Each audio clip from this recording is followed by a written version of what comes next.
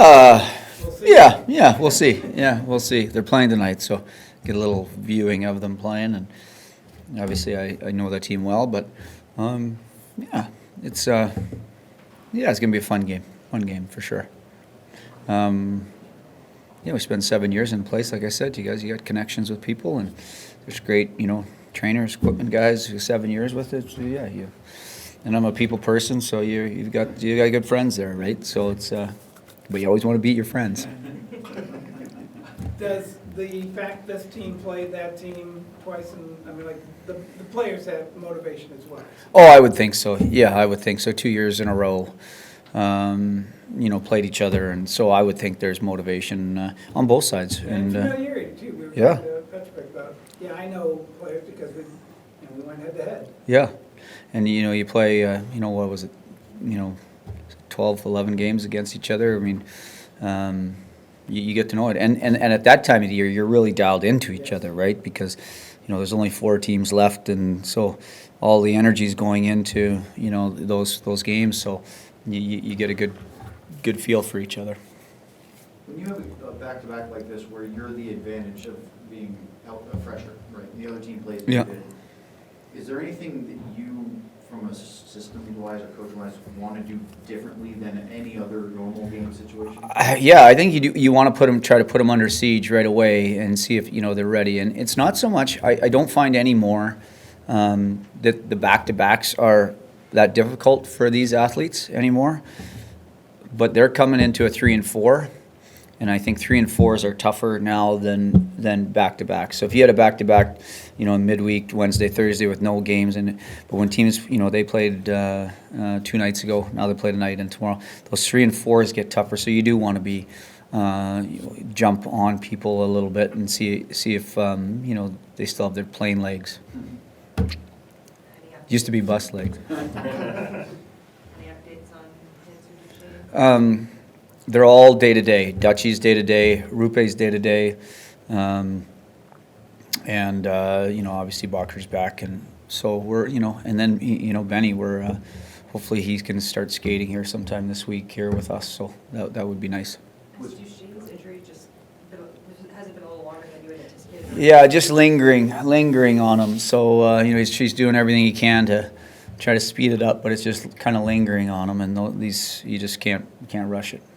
And for Rope, is that just upper body? Is he protocols? Is there anything? No, just upper body. So we're hoping that he's good here in the next few days. But he's day to day. Can we read anything into the fact that neither seem to be out there? Yeah. They won't be playing tomorrow. Yeah, no, they won't be playing tomorrow. So I'm okay with that. There's no chance they're playing tomorrow. And then anything with Jake? Jake's having a child, had a child, so he's off the ice today. So good for him. We're happy. We're happy for him and his family. He'll play tomorrow. What's that? He'll play tomorrow. I don't think he'll play tomorrow. Yeah. So. Now it's been tough with all the injuries, but what forward pairs have you really liked so far during your shuffling? Well, you know what? It's been a lot. Hard for me to answer that question because I haven't really got consistent pairs, but I do know that certainly Sam Steele can help drive a line with his speed. He helps you on a lot of lines that we've had him with, and so I've liked Roop and Rance together. I've liked Johnny and Robo together. I've liked Johnny and Rance together a little bit. So I think we won't have a clear picture of that until we get all of our guys back. So I actually wrote some lines on the board today going through some of the statistics and analytics and our own in-house chances for and chances against created. And we're just waiting for, if we can get some guys back, we can try to pair people up. Right now we just haven't been able to, right? So you're not scoring, you're a little light on players, and so you're trying to keep the games as close as you can and manufacture points. And the players are doing it too. They know they're trying to grind out points, and I think we've done a good job of that.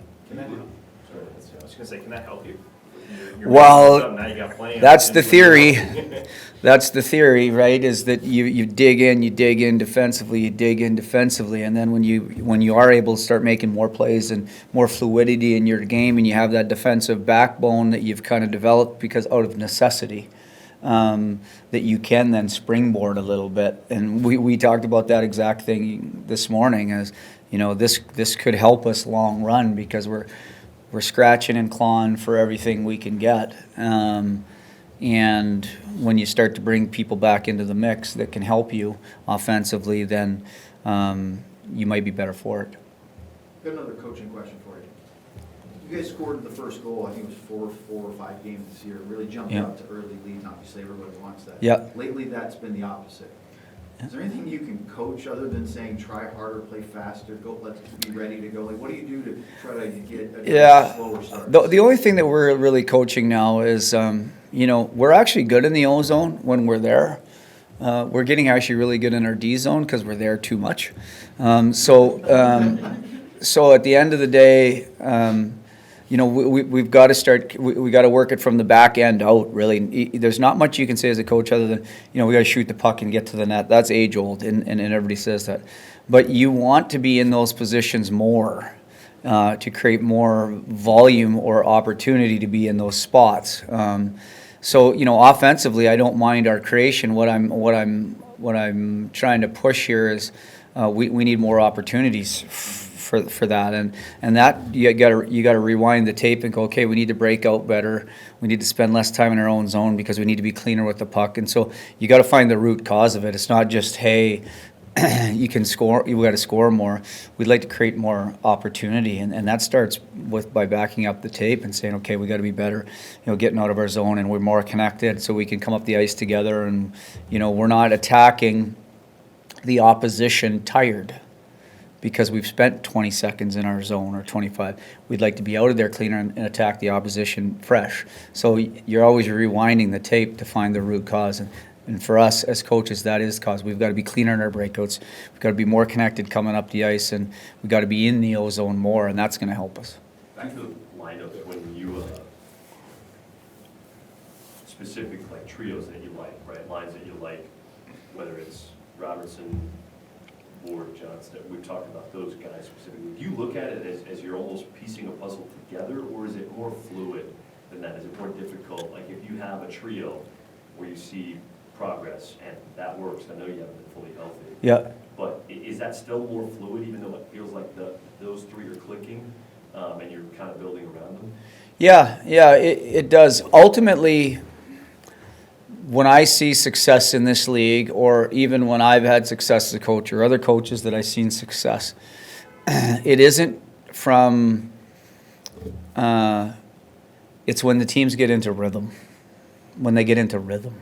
Like a rhythm, everyone has a role, you got 4 lines, you're kind of rolling, everybody's getting their 8, 12, 16, 20 minutes kind of deal. Power plays going, penalty kills, you're in a rhythm. And it's really hard to get in a rhythm when you keep losing pieces along the way. So going back again, that's why we're trying to piece it. So we have some things we like, but when you're down in numbers and say you stop scoring like we do, then you start moving pieces around just to see if you can create some other sparks or interest. But really, at the end of the day, I've said this to you guys before, you like to move pieces around, I do, but really when we're going to get rolling here, it's when we get rhythm and in our lineup, and then you'll have a line that's going good and a second line that's going good and a third line that's playing against other teams' third lines, and they're out beating them. Your fourth is outclassing the other team's fourth, and you get into that. Until then, you're going to have this. Until you get a little bit healthier, you're going to have this. And, that's just the way it is. But again, we'll just rewind our tape. You go back, and if we're better because we're digging in other areas here, we're digging in defensive zone, we're blocking more shots, we're finishing more checks. I don't know where we are in the league, 11th, 12th, 10th. Like we're grinding our way in, and that stuff is growth and can help you. But we need rhythm to get us running fastest. After you guys started 3-0 and then you dropped a couple, and you mentioned that it kind of been brewing a little bit with some of the processes underlying that early success. Yeah. It some of what you're saying sounds a little bit similar to that maybe some of the processes, breakouts and stuff aren't quite where they need to be right now. Yeah. Do you have confidence that this is gonna go differently? They're actually better now. We're actually better in those areas now. And it may not even look like it analytically, but it's better than that now. But the reality is when we get some of our pieces back, you're going to see even more fluidity in those areas, right? And more plays being made and stuff like that. So it gets a little tougher now, right? Guys are playing 4 or 5 minutes more than their optimal. Not their max, but their optimal. And you've got guys playing higher in the batting orders, than they normally are. And so you're gonna see some of that. But if you look at it, which we're trying to do on hey, we're in our spots, we've got our spacing. Now we're not executing it at the highest level yet, but we've got our systems down, if that makes any sense. The systems are down. Now it's just, you get a little bit more fluidity, you're gonna execute better.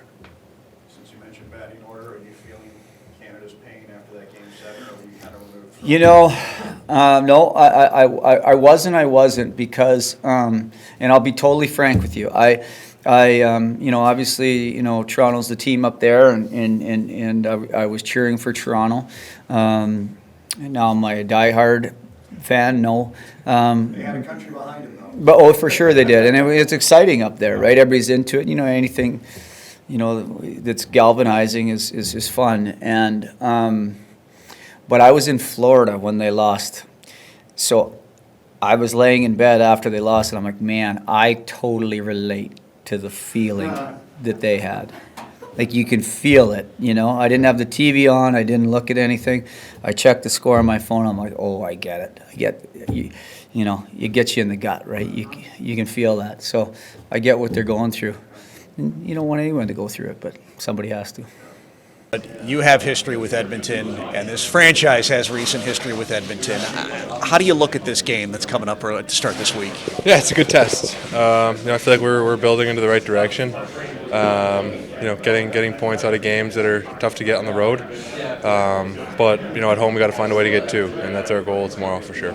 Is it a different kind of relationship for, it's one thing for a player to play a former team or a team you spend time with. You and Gully were there, and now you're here. It just seems that sounds different to me. Is that different for a player? Not too much. This is the group I'm a part of now, and a lot's changed over there. Obviously, they have their same core group, but all the focus is in this locker room. I think we believe in the group we have, and each day just trying to take a step in the right direction towards the obvious end goal. It's a 6-game point streak for this team right now. What did you guys learn over the weekend in Florida? I think obviously we had some resilience coming from behind. I think we just got to find a way now to come out, get a lead, and play with that as well. I think good teams find a way to win different ways. I think we've done that so far, but I think definitely trying not to get behind early. Obviously, nobody wants to get scored on first, but coming out ready to play from the start of the puck and trying to pop the first one would be nice. Do players know when a game is important for a coach? Absolutely. I think we take a lot of pride in that, and it's definitely a family in here. So when there's obviously more meaning on the line for some than others, but we treat it as if we're going to battle for one of ours. And then as you get more opportunities in different situations with this team, how do you look at it? I know you're just going to play your game, but you are put in some places where you can score goals. Yeah, absolutely. I think there's definitely been a lot of shuffling of the lines and trying to figure out who has chemistry with who, and that's just how it goes early on in the year. And then you obviously mix in the obvious injuries, so I think we're figuring it out, and each game's trending in the right direction, and trying to see where the pieces fit. When you look at what you went through with training camp, how do you feel right now? It just seems like that was a little bit of a challenge, and you didn't know what was going to happen, and now as you go forward, it's looking good. Yeah, I'm just taking it one day at a time. Looking forward to hopefully getting the family down here soon. Haven't seen the wife and kids in 2 months, so hopefully they remember me. But no, I think that's next on my list is getting them down here. Just really excited to get back with them.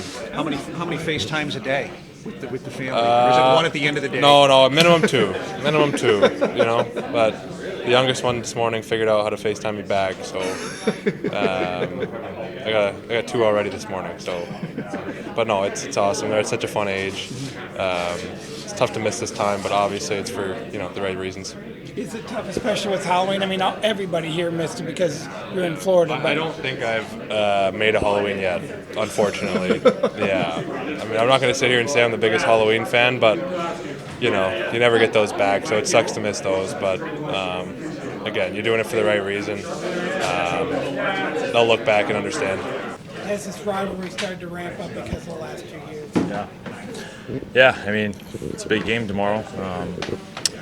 Like you said, the last couple of years have been tough, coming up short in the Western Conference Finals, and I think just our mindset tomorrow is just come in and play hard, and definitely try to beat these guys. Do you know when a game is important for your coach? The play is kind of, I mean, it's almost like doing it for your teammate. You're doing it for your coach. Yeah, of course. Gully's been there for the last since I can remember. So he's even since I was there back in 2019. So it's going to be a big night. We're going to definitely battle hard for him, and definitely want to come out on top. And then what did you see on the weekend? Obviously, you got points, but I think as a team, you guys would like to do a little better. Yeah, for sure. I mean, I think it's just starting down in the games that doesn't help, but just to claw our way back, especially on the road. I think that's just a testament to just the character and the battle in our team, and to claw those 2 points out, I think they're huge. Would have been nice to get 2 wins, but I try to take the positives out of everything and just stay optimistic. It might be different because it's back-to-back series between the Stars and the Oilers. Is there a turning the page element for players when you play that first regular season game the year after, or for players, has it already been turned? I mean, for fans, still, they're obviously looking forward to this. But yeah, it's still lingering in the back of your head. It's still a sore spot for us, but I think just you can't really let those emotions get to you. You just gotta come play ready, play like you do, play hard, and can't really control the outcome on anything. So it's just you're just controlling your controllables and just coming out playing hard, and hopefully we come out on top. Do you get to know certain players that you're playing against? Like you said, I mean, does that, when you do it in a 6 or 7 game series, does that kind of ramp up the intensity when you go see them on the ice? Definitely. I think, there's games within the game, chirping and whatnot between different players. And, I think that all comes back into play, especially for the first game. So it'll be a fun game.